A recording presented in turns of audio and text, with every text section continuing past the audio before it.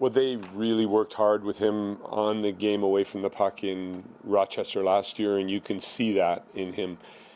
I mean, throughout training camp and on the way to playing the role he has been playing here, his game away from the puck and his decisions and his energy and his speed coming back and tracking into our end has been elite, and so the foundation is there. What you're going to see in a player with that at that experience level is if he does get a little fatigued, he will wander maybe outside of that area, and it's just getting used to the pace of the NHL and the amount of games and and keeping your mind in focus, because the instincts with him will be offensive, and the other part he's learning and growing. But the attitude is correct, and he's been an outstanding player in both directions for us since the beginning of camp.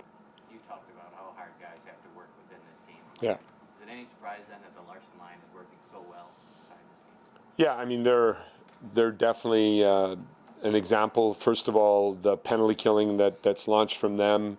For me, the numbers are deceptive for the work that they've been doing and what they've been up to. And 5-on-5, the way they show the direction for the other lines, and yesterday we're definitely the one with the most ozone time and the grinds. We're all cheering for them to get a goal out of all that work they're doing, and they had a couple of really good chances. But Larson, Gergensons, and Okposo have really been somebody we can trust and we feel comfortable with. They can play up and down the lines of the opposition. I'm not afraid at all to see them up against anybody because of the the work they bring in, and they make it hard on anybody they play up against. So they'll be an important line for us moving forward. With as much time as they spend in the offensive zone and as many pucks as they get to the net, Yeah. get to the crease in the red area, Yeah. are you confident that eventually pucks will start going in for them? Yeah, they definitely deserve more offensive numbers than they've gotten. They're creating plus scoring chances on a regular basis here, and probably the only line that hasn't had one game where they've slipped a bit, just consistently through the games. And what they also do is they soften the opposition D for other lines to follow, and or possibly a shift or two later. You never know how all that residual work pays off, but I'm sure it does when a line grinds them down 45 seconds, that D pair comes out two later, and I look for a certain matchup, and I've seen opportunities grow out of that too. So it's not always the direct work that has paid off. Sometimes it's indirect. You put them out there last night, roughly 4 minutes to go, in a tie game. Obviously, they deserve to be out there the way they're playing, but they would not have gotten that chance in the past. How much? Yeah. You talk about the trust they build in you with their play. How much trust are you building in them by rewarding them like that? Well, it's also in those situations where we have to be smart. The momentum was going against us with giving up a 2-goal lead in the third. Actually, retrospectively we're happy it happened in the 7 minutes to go, so we could regroup a bit maybe rather than two. But at that point in time, just the matchup that we thought would be ideal, and them neutralizing also the opposition and bringing their best players down into their end and keeping them there. But they should feel confident, because, as you all know, we need all these role players to be a good team, and we need to continue to grow that. The strengths of the one player can help another player get better if he watches him, and so on. And they're really setting an example for us with the game away from the puck that we need to build right through our lineup on a consistent basis. It seemed like Scandella and Jokiharju had a really nice game, a nice response last night. What do you like? What did you like what you saw from them last night, and just how they really play together?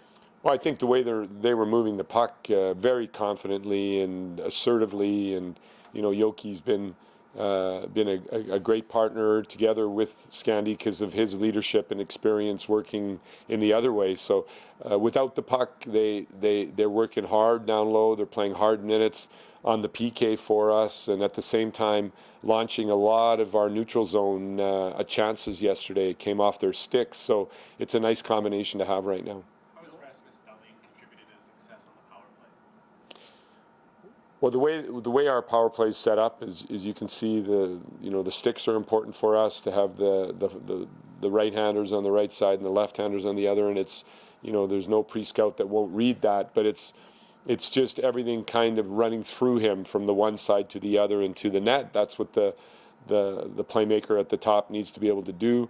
You know, we haven't used his shot maybe as much as we could in future games, but overall, just his ability to see where the options are, and you know, he's still got an upside, which is really exciting.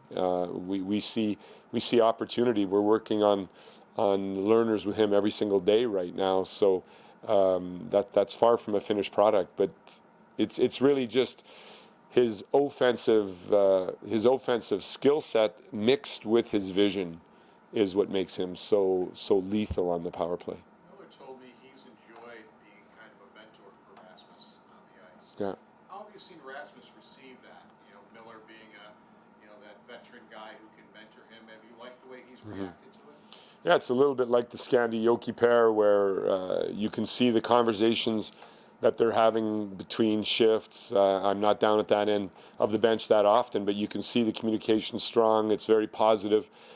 Colin is a positive voice for Rasmus, who can sometimes be a little hard on himself and has to be realistic about the experience level and age that he's at, and that there's going to be bumps on the road, and Colin has been good to smooth those bumps out for him, and at the same time be an example, because they're both important offensive players for us on the power play, and yet we need them to make that switch defensively to be able to play against top lines of the other team, and they've done that well together. Dahlin's points certainly are piling up. Do you sense there's a little bit of frustration in and though with the puck management and neutral zone play a little bit?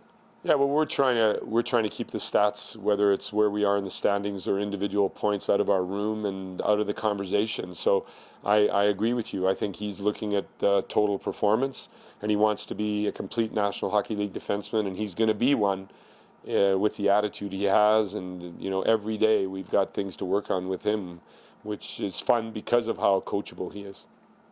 Thanks, everyone. Yeah, thank you. See you tomorrow. It's game day. Yeah.